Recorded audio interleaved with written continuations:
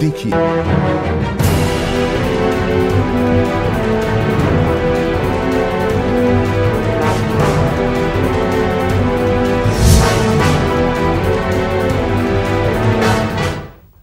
नमस्कार, स्वागत है आप सभी का। आपके साथ मैं हूं स्वप्निल। यहां पग पग पर मंदिर थे। आज भी मंदिर और भवनों के खंडहर यहां मौजूद हैं, जो इस बात की गवाही देते हैं कि यहां कभी भव्य विरासत थी। जिन गलियों में कभी रौनक बरसती थी, आज सन्नाटा है। करीने से बसाई गई भव्यता की प्रतीक बस्तियां आज खंडहर हो चुकी हैं। मंदिरगढ़ पर कई आपदाएं आई, जिसके कारण लोगों को यह जगह छोड़कर जाना पड़ा। गनीमत रही कि पत्थरों पर दर्ज हरफों में शहर की पहचान और तारीख बची रही। आज भी खंडहर अपनी विरासत की कहानी कहते हैं। चलिए देखते हैं मंदिरगढ़।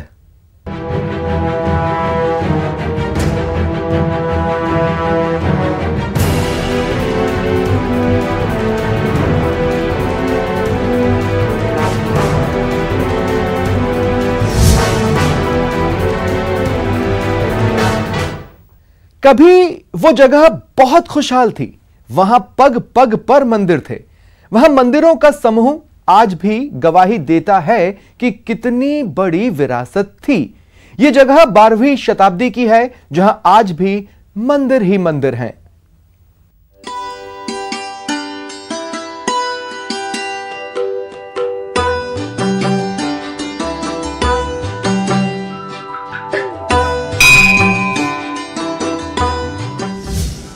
पग पग पर मंदिर, जहां मूर्तियां बोलती हैं। कलात्मकता का बेजोड़ नमूना।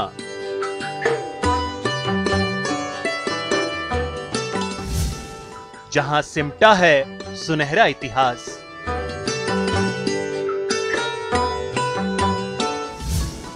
वो है मंदिरगढ़।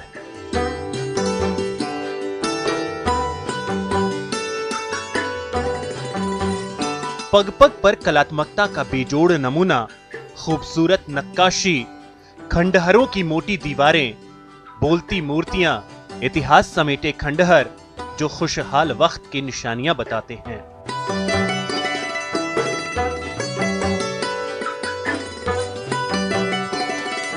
शैव मत के मंदिर, एक नगर अचानक से खंडहर बन गया।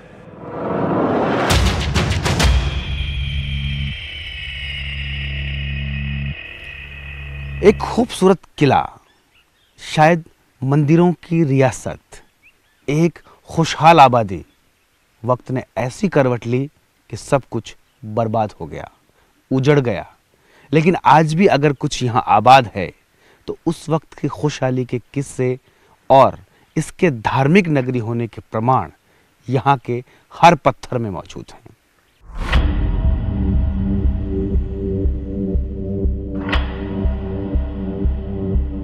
एक खुशहाल शहर जो कभी बोलता था, जहां मशालें जलती थीं, जहां सैकड़ों मंदिर थे। पग पग पर कलात्मकता का बेजोड़ नमूना, खंडहरों की मोटी दीवारें, मंदिरों के गर्भगृह के अलावा दीवारों और रास्तों में भी अब मूर्तियां मौजूद हैं। इन खंडहरों में खूबसूरती को खोजने की जरूरत नहीं है। जब यहाँ व्यक्ति पहुँचता है तो मंदिरों के मुंडेरों, दरवाजों और उसके खंभों पर बनी हुई खूबसूरत नक्काशी को देखकर उसकी निगाहें थम जाती हैं। कदम ठिठक जाते हैं, आगे नहीं बढ़ते। इतना खूबसूरत ये नज़ारा होता है, और वो भी तब जब सैकड़ों साल गुजर गए हैं। तो उस दौर में कितना खूबसूरत ये शहर रहा होगा, मंदिरों की ये रियासत कितनी खूबसूरत रही होगी, इसका अंदाज़ा लगाया जा सकता है। हाँ, ये अलग बात है कि अब इन मंदिरों के दरो दीवार खस्ता हालात में हैं। क्या था यहाँ? ऐसा क्या हुआ कि सब बर्बाद हो गया? क्यों है इतने मंदिर यहाँ? जानने के लिए बने रहिए हमारे साथ। कैमरामैन भवानी सिंह के साथ भंवर पुष्पेंद्र चौहान, न्यूज़ 18, कोटा। यहां मौजूद मंदिर खंडहरों को देखकर अंदाजा लगाया जा सकता है कि यहां कैसी खुशहाली थी। लेकिन धीरे धीरे सब कुछ खंडहर होता चला गया।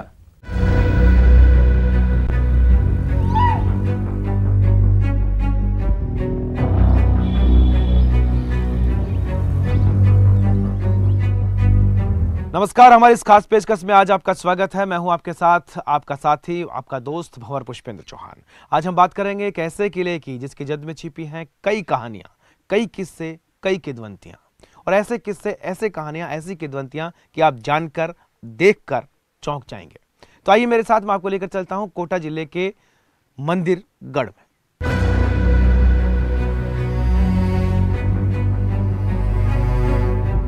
मंदिरगढ़ के सुनहरे इतिहास को सुनकर कोई भी रोमांचित हो जाएगा, क्योंकि यहाँ पग पग पर मौजूद मंदिर, खंडहर सुनहरे इतिहास को बताते हैं।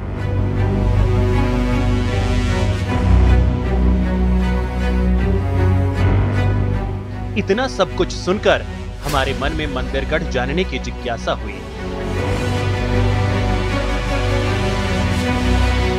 न्यूज़ 18 की टीम सुबह सूरज की पहली किरण के साथ निकल पड़ी।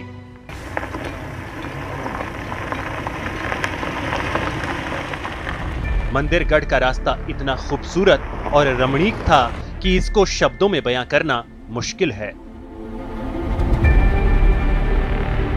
यह जगह मुकुंदरा हिल्स टाइगर रिजर्व के करीब है। प्राकृतिक दृश्यों से मौजूद इस जगह तक गाड़ी का पहुंचना आसान नहीं था। न्यूज़ 18 की टीम मंदिरगढ़ पहुंची।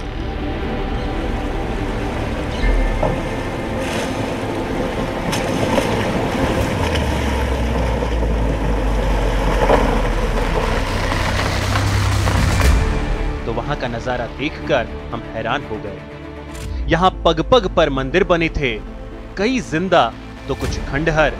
यहां आकर हमारे मन में सवाल आया कि इस जगह का नाम मंदिरगढ़ क्यों पड़ा। इतिहासकारों के मुताबिक राजा नरवर्मन ने इस किले को बसाया था। तो वहीं कुछ लोगों का मानना है कि महेंद्र भील की भूमिका इसे बसाने में थी, इसलिए इसे मंदिरगढ़ कहा गया। तो वहीं कुछ इतिहासकार यह भी मानते हैं कि चूंकि यह मंदिरों का गढ़ था, इसलिए भी मंदिरगढ़ कहलाया। मंदिरगढ़ कोटा के मुकुंदरा हिल्स टाइगर रिजर्व के बफर जोन और कोर जोन का केंद्र बिंदु की दो पहाड़ियों पर बसा है। कहा जाता है कि 12वीं शताब्दी में यह शहर बसा था, जहां हर गली में, हर चौराहे और हर नुक्कड़ पर शैव मत के मंदिर बने हैं।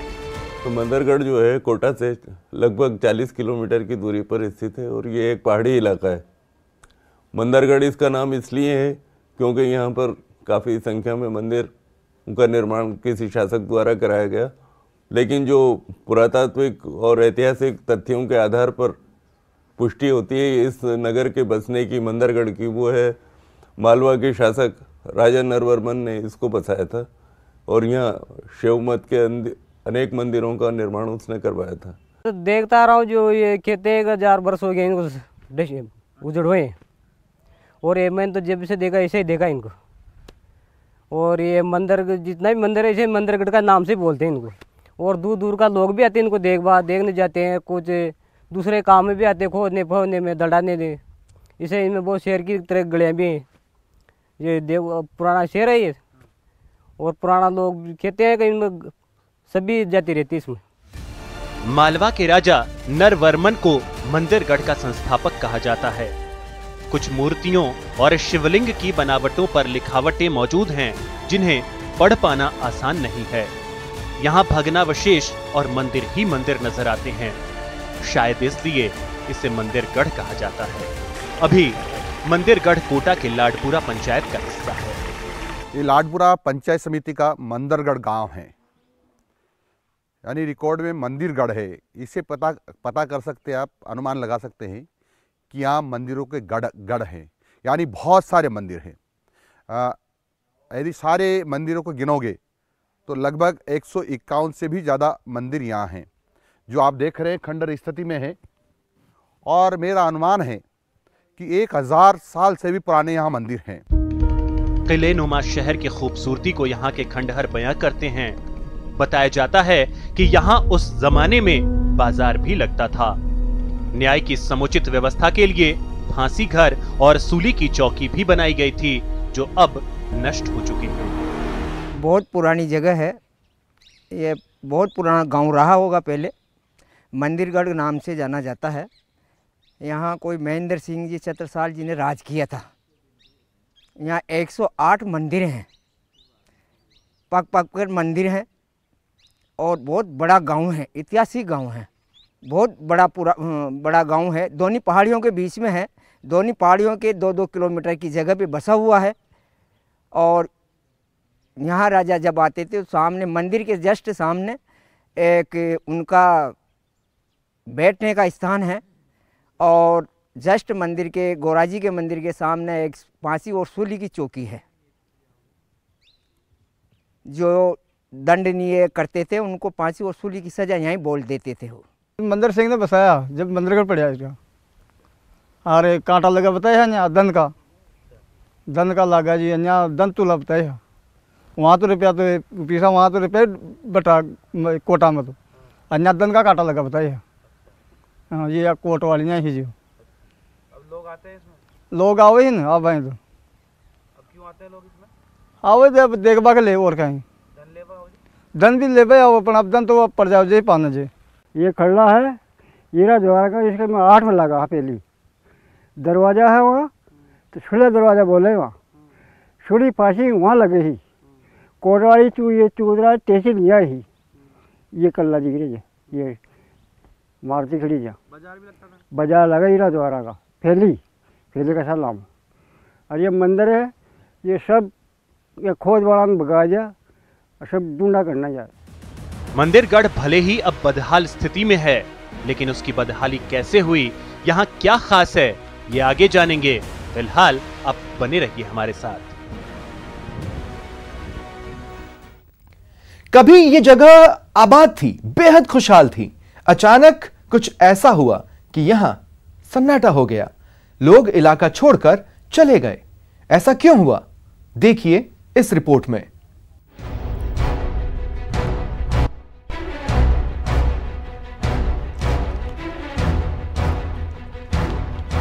दोनों तरफ पहाड़ियां, पहाड़ी पर बसावट और बीच में रास्ता।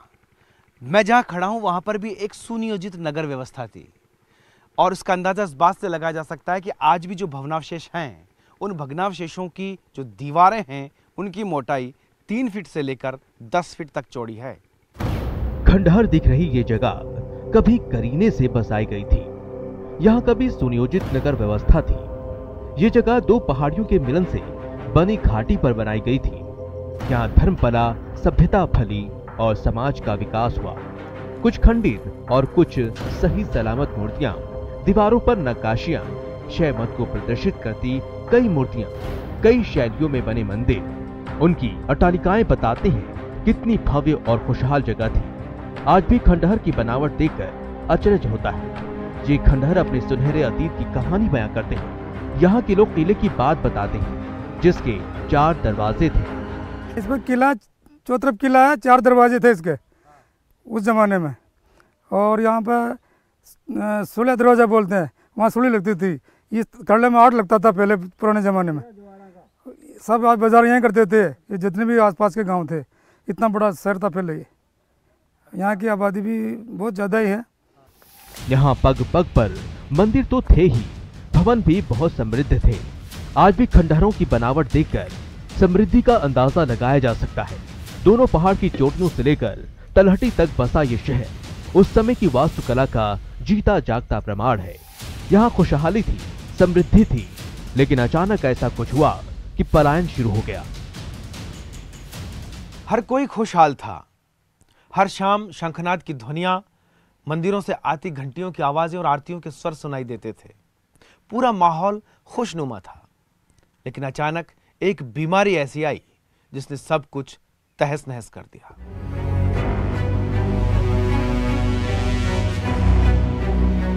किले के उजड़ जाने के कोई पुख्ता कारण तो नहीं मिले, लेकिन कहा जाता है कि किसी समय में यहाँ आवागमन के संसाधन कम होने की वजह से लोग नहीं रुके। ऐसा भी माना जाता है कि ब्रिटिश काल में आए लाल बुखार ने महामारी का रूप ले लिया था, जिससे ये शहर यानी ये किला बर्बाद हो गया। करीबन 800 वर्ष पहले यहाँ पे भयंकर महामारी आई, उसके कारण लोग यहाँ से पलायन कर गए। जो पलायन कर गए उनके जो वंशज हैं आज भी यहाँ पे मंदिर पे डोक लगाने आते हैं। अभी दूल्हे दुल्हन की जो नई शादियाँ होती हैं, जो लोग दूसरी जगह जाके आबाद हो गए, वो लोग अभी भी यहाँ पे कई पार्टियाँ होती रहती हैं, लड्डू बाती वगैरह यहाँ पे बनते रहते हैं। और कई उजड़ तो ये कोई महामारी आई है, इस कहानी को विशेष उल्लेख तो नहीं मिल पाता है, पर फिर भी इतिहासकारों ने जो कई जगह इसका लिखा है, कर्नल टार्ड वगैरह ने यहाँ के बारे में काफ़ी लिखा है, पर विस्तृत विवरण है जो उस समय पे ये महामारी इतनी खतरनाक थी उस समय पे, तो काफ़ी लोग हैं पे यहाँ का उनका वो लुप्त हो गए। बताया जाता है कि यहाँ का किला 12 शताब्दी में बना था। अक्सर इतिहासकार इसका जिक्र करते हैं। ये किला किसी एक राजा के हाथों में नहीं रहा। 12वीं सदी में मालवा के राजा नरवर्मन ने यहाँ 108 मंदिरों का निर्माण कराने के साथ ही एक भव्य नगर बसाया। नाम रखा मंदरगढ़। 17वीं शताब्दी में कोटा के पहले महाराजा माधो सिंह ने मंदरगढ़ के खंडरों में फिर से जान फूकी। राजा नरवर्मन द्वारा 12वीं शताब्दी में बसाया गया ये किला 17वीं शताब्दी के आसपास कोटा के हाडोदी साम्राज्य का हिस्सा हो गया। किले का एक बार फिर से पुनरुद्धार हुआ, लेकिन वो खुशियां ज्यादा दिन नहीं टिक पाई। कोटा के राजा माधो सिंह ने मंदरगढ़ का नाम बदलकर मधुकरगढ़ रख दिया। उन्होंने किले का पुनरुद्धार करवाया, अनेक मंदिर बनवाए। यहाँ खुशियां आई, लेकिन ज्यादा देर तक नहीं टिकी। एक महामारी ने सब कुछ खत्म कर दिया। यहाँ फिर सन्नाटा छा गया। लेकिन ये पहाड़ी इलाका होने से और आवागमन के साधन नहीं होने के कारण किसी कारणवश से ये नष्ट हो गया।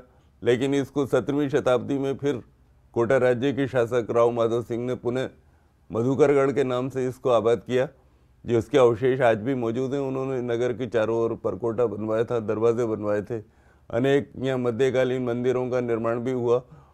लेकिन उसके बाद भी ये जंगली इलाका होने के कारण और यहाँ पर आवाजाही कम होने के कारण ये बहुत सारे यहाँ के स्मारक नष्ट हो गए। ब्रिटिश टाइम पर लाल बुखार एक फैला था, जिससे हाड़ौती के और कोटा राज्य के अंतर्गत जो बहुत सारे गांव थे वो उजड़ गए, तो लोगों ने गांव खाली कर दिए थे। वो भी इसका एक कारण है। बीमारी लाल बुखार आई, लाल बुखार में मनक मर चुके हैं। जो बचा है मनक जो यहाँ बग गया, जो बार बार छेड़ चल गया गाँव में, वहाँ से लोग बार सब गया गोराजी ना आवे, जो का स्थान यहाँ है गोराजी। शहर से पलायन की बात तो समझ में आती है, लेकिन यहाँ का भव्य किला और मंदिर क्यों खंडहर हो गए? किला और मंदिरों का ये गढ़ बदहाली में है और कह रहा है, मुझे बचा लो। कैमरामैन भवानी सिंह के साथ धवर पुष्पेंद्र चौहान, न्यूज़ 18 कोटा। और रुकते हैं यहां पर एक छोटे से ब्रेक के लिए, कहीं जाइएगा नहीं, जल्द हाजिर। ब्रेक के बाद एक बार फिर आप सभी का स्वागत है। महामारी के कारण लोगों का पलायन हुआ, शहर वीरान हो गया, एक खुशहाल इतिहास खंडहर बन गया। कभी भव्य रहा किला खंडहर हो गया। प्रशासनिक लापरवाही का इस विरासत को तबाह करने में अहम रोल रहा है। इंसानी लालच ने किले को बर्बाद करने में कोई कोर कसर नहीं छोड़ी।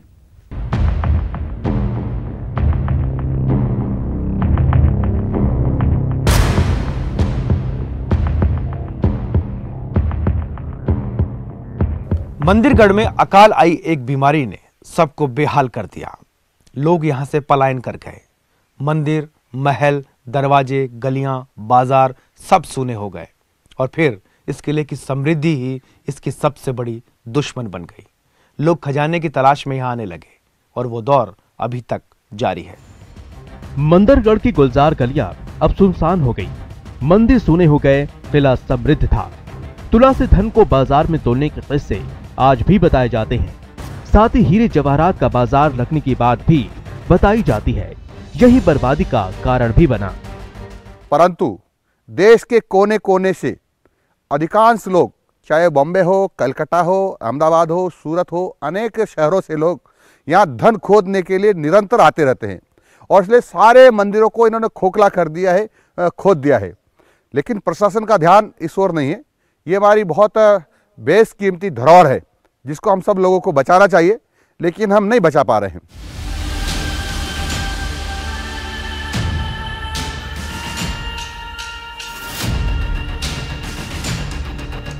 इंसानी लालच ने इस विरासत को खोखला कर दिया है। धन की तलाश में लोग यहाँ आते हैं और खुदाई करके विरासत को छलनी कर जाते हैं। धन की लालच में बर्बादी का सिलसिला आज भी चल रहा है। ये किला जादू टोनों और टोटकों का भी गढ़ बनता जा रहा है। यहाँ रात को लोग धन खोदने पाने के लिए तांत्रिकों के टोटके करते देखे जा सकते हैं। और सारे मंदिरों वीरान हैं, कोई पूजा नहीं होती है, लेकिन जिनको धन खोदने वाले लोग हैं, तांत्रिक लोग हैं, वो यहाँ धन खोद कर ले जाते रहे हैं। लगातार आने का अर्थ ये निकाला जा सकता है कि यहाँ उनको धन मिलता होगा, इसलिए बार बार आते हैं और यहाँ से खोद कर ले जाते हैं। यहाँ ये स्थिति देख करके और जिस प्रकार से धन खोदने वाले आ रहे हैं निरंतर, उससे ये कहा जा सकता है कि यहाँ बहुत समृद्ध रहा है और यहाँ धन के भंडार निश्चित रूप से होंगे, इसलिए बार बार बड़ी बड़ी मशीनें लेकर के यहाँ लोग खोदने आते हैं। बाजार लगा हीरा द्वारा का फैली का सलाम, और ये मंदिर है, ये सब ये खोद वाला में भगा जा और सब ढूंढा करना यार। इंसानी लालच किले को खोखला कर रहा है, जहां खुदाई के अवशेष आसानी से देखे जा सकते हैं। न्यूज़ 18 की पड़ताल में खुदाई के सबूत देखने को मिले। समय का सूरज चढ़ता गया, बड़े बड़े अट्टालिकाएं, मंदिर और बड़े बड़े भवन धाराशायी होते चले गए और लोगों ने धन खोजने की लालसा में उन्हें खोखला बना दिया। आप देख सकते हैं यहाँ पर, ये मैं दिखाने की कोशिश कर रहा हूँ, यहाँ पे ये गड्ढा, और इस गड्ढे के इतर अगर हम जाएंगे, इस बिल्डिंग में जाने की हम अगर कोशिश करेंगे तो आप देख पाएंगे ये जो पट्टियों के टुकड़े हैं और जो पत्थर भार हैं, ये उसी खुदाई का एक नतीजा है जो कि करीब करीब इस पूरे परिसर में की जा चुकी है। धन खोदने के लिए लोग यहाँ पर आते हैं, खोजते हैं, और जब नहीं मिलता है तो इसको ऐसे ही छोड़कर चले जाते हैं, क्योंकि इसका संरक्षण नहीं हो पा रहा है। वहीं मैं आपको दिखाने की कोशिश करूँगा। देखिए, ये अंदर हम इस भवन में प्रवेश किए हैं। ऊपर छत आप जब देखेंगे तो आप पाएंगे कि पट्टियाँ जो हैं वो तोड़ दी गई हैं, और बिल्कुल भी यहाँ इस बात का ख्याल नहीं रखा जाता कि जो पुरातन संस्कृति है उसका हास करने में लोग यहाँ पर लगे हुए हैं। फर्श को उधेड़ दिया गया है, कोना कोना खोद दिया गया है, और अगर खूबसूरती की बात करें तो हम उसका अंदाज़ा इस बात से लगा सकते हैं कि ये इसका मुख्य दरवाज़ा है। इस दरवाजे पर आप देखिए किस तरह से कितनी खूबसूरती के साथ ये मूर्तियाँ यहाँ पर लगाई गई हैं, और इसकी कारीगरी का अनुमान आप इस बात से लगा सकते हैं कि मूर्तियों में एक एक मोती को इस तरीके से तराश कर बनाया गया जैसे सचमुच की माला इन्होंने पहन रखी हो। और जब हम आगे बढ़ेंगे तो इस तरफ भी और मूर्तियाँ और नक्काशी को आप देख सकते हैं। यहाँ पर तमाम मूर्तियाँ लगी हुई हैं, और नीचे भी दो मूर्तियाँ हैं जो खंडित हो गई हैं, लेकिन फ़िलहाल उनका थोड़ा सा वजूद बाकी है, जो शायद कह रही हैं कि कभी यहाँ की संस्कृति बहुत अच्छी और बहुत समृद्ध हुआ करती थी। और अंदर अब यहाँ बताया जाता है कि भालू जो है वो उसकी टेरिटरी है, और इसके अंदर भालू का निवास बताया जाता है। कहा जाता है कि यहाँ आकर वो भालू रुकता है और अपनी रात को यहाँ पर रुकता है और रात गुजारता है। लेकिन लोग जब दिन में यहाँ आते हैं, तंत्र मंत्र करते हैं और उसके अलावा खुदाई करते हैं, और इस पूरे के पूरे परिसर को खोखला करके रख दिया है। एक बहुत ही सुदृढ़ समृद्ध विरासत अब नष्ट होने के कगार पर है।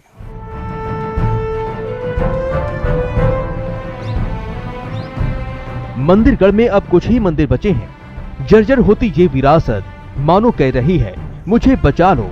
मंदिरगढ़ भी उम्मीद करता है कि कोई हाथ उसकी मदद के लिए आगे बढ़ेगा, जिससे उसकी बर्बादी रुक जाएगी। अगर ऐसा ही चलता रहा तो मंदिरगढ़ सिर्फ किताबों के पन्नों पर ही रह जाएगा। तो ये थी मंदिरगढ़ की कहानी, जिसके तमाम पहलुओं से हमने आपको रूबरू करवाया।